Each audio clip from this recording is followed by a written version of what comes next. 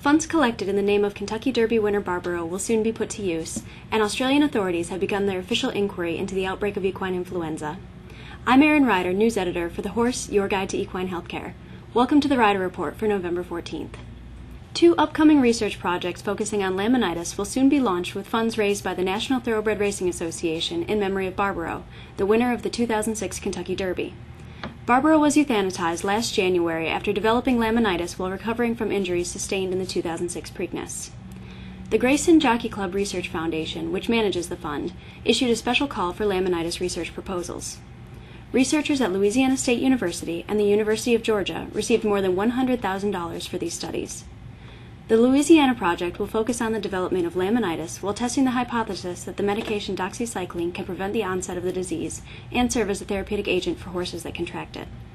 The Georgia project will follow up on recent research indicating that serotonin might be a key chemical in the development of laminitis.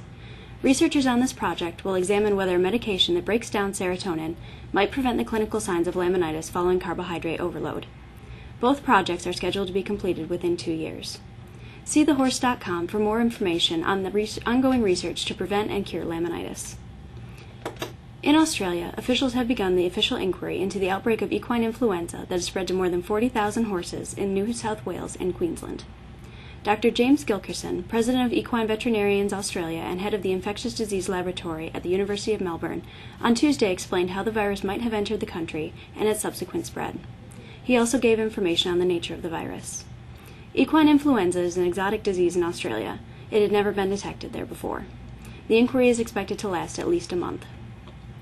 In a related story, more than 5,500 horses in China have influenza, according to a report released by the World Organization for Animal Health.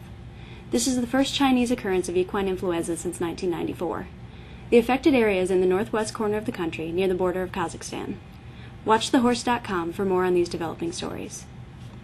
Back in the States, the Bureau of Land Management earlier this week reopened the National Horse and Burro Center near Reno, Nevada. The facility was closed to the public on September 26th after salmonella was discovered in some recently gathered wild horses. Officials said the horses were susceptible because of drought conditions on the range. 178 horses died or were euthanized.